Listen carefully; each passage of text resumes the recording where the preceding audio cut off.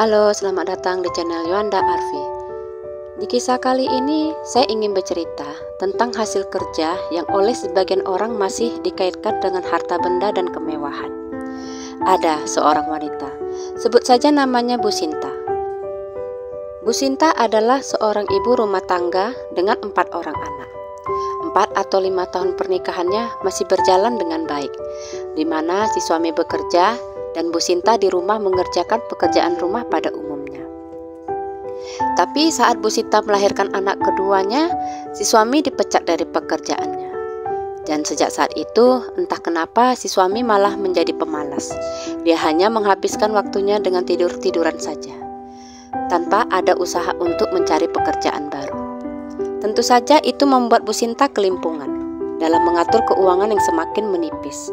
Sedangkan si perut terus-terusan meronta minta diisi. Ini nggak bisa dibiarin, kayak gitulah pikir Bu Sinta. Akhirnya dengan ilmu masak yang dimilikinya, Bu Sinta memutuskan berjualan kue. Setiap pagi jam 3 subuh, ia bangun lalu mulai membuat kue yang bisa dia buat. Setelah jadi, jam 6 pagi dia membawa kue-kuenya lalu menitipkannya ke warung-warung penjual sarapan pagi. Dan hari itu kuenya hanya tersisa sedikit. Walaupun cuma dapat keuntungan sedikit dari penjualan kue-kuenya, Bu Sinta tidak masalah. Yang penting ada uang sekedar membeli segenggam beras. Tahun-tahun berikutnya Bu Sinta melahirkan 2 anak lagi. Semakin bertambahnya anak, berarti bertambah lagi perut yang harus diisi. Bu Sinta pun semakin kewalahan. Keadaan semakin memburuk karena sang suami tetap bermalas-malasan. Bu Sinta berulang kali minta suaminya mencari kerja, tapi si suami hanya menjawab, "Udah aku cari kok, tapi emang belum rezeki aja." Kayak gitu loh jawabannya.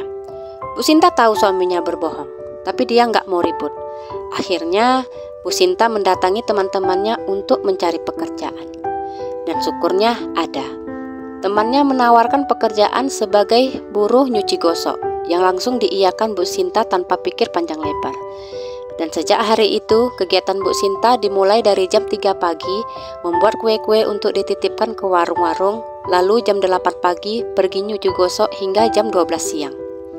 Tapi tetap belum cukup, karena anak-anak mulai sekolah semua. Dan yang namanya sekolah, walaupun uang sekolah gratis, tapi yang namanya buku-buku dan peralatan sekolah tetap harus dibeli pakai uang sendiri.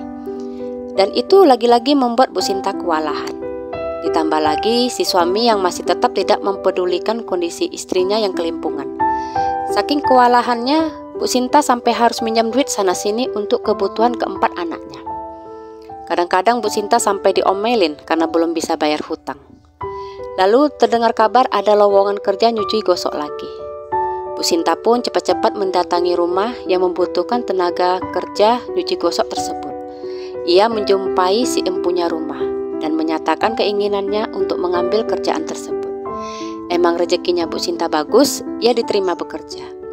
Dan syukurnya lagi, waktu pengerjaannya sangat fleksibel, karena Bu Sinta mengaku pada majikan barunya kalau ia juga nyuci di tempat lain di pagi hari.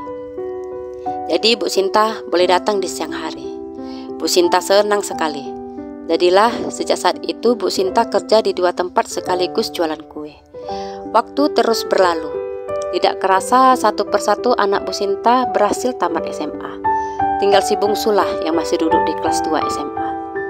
Tapi anak-anaknya yang sudah tamat gak ada yang mau kuliah. Mereka memilih kerja untuk membantu Bu Sinta. Setelah mereka mendapat kerja, mereka meminta Bu Sinta untuk berhenti. Tapi Bu Sinta gak mau. Bu Sinta bilang kalau ia sangat menyukai pekerjaannya tersebut. Ditambah lagi dengan perlakuan baik dari 2 majikannya, semakin membuat Bu Sinta nggak mau berhenti kerja. Tapi anaknya tegas meminta Bu Sinta mengurangi kerjaannya. Mereka nggak tega ngelihat emaknya bangun pagi-pagi buta, terus kerja sampai sore. Akhirnya Bu Sinta pun memilih tidak jualan kue lagi, sesuai permintaan anak-anaknya. Lalu suatu ketika Bu Sinta pulang ke rumah dengan wajah yang menyiratkan kesedihan. Si anak bungsu yang melihat emaknya pulang dengan wajah sendu tentu saja bertanya, "Kok jelek kali muka mama?" Sebentar, sekedar informasi buat kalian-kalian yang ada di luar Provinsi Sumatera Utara. Jangan terkejut begitu dengar ucapan si anak bungsu Bu Sinta ini ya.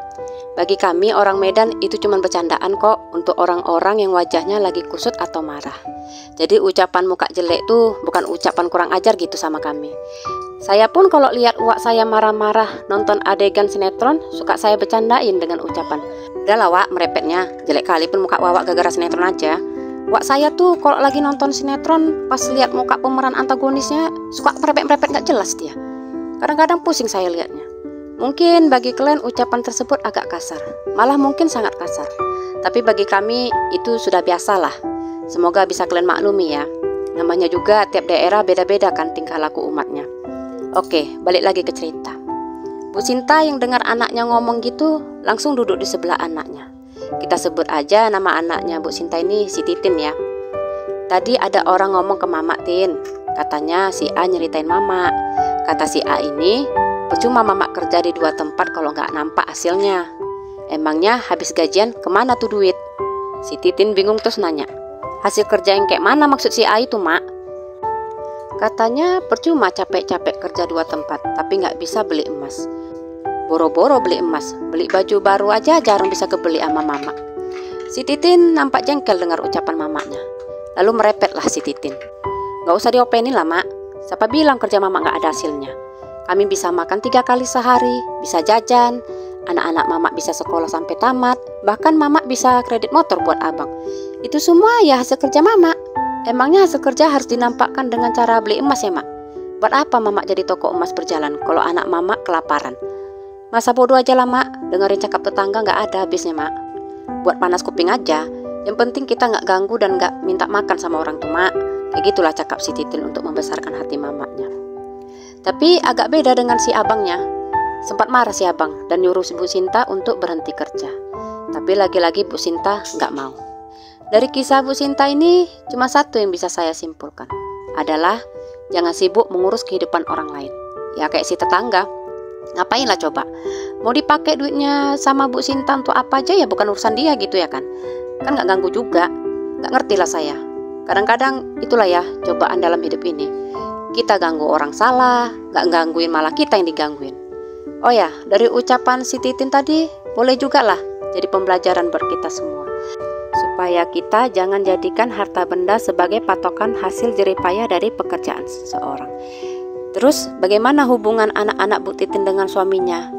Menurut si narasumber, hubungan anak-anaknya dengan suaminya nggak terlalu akrab. Mereka pun terkesan nggak peduli gitu sama bapaknya.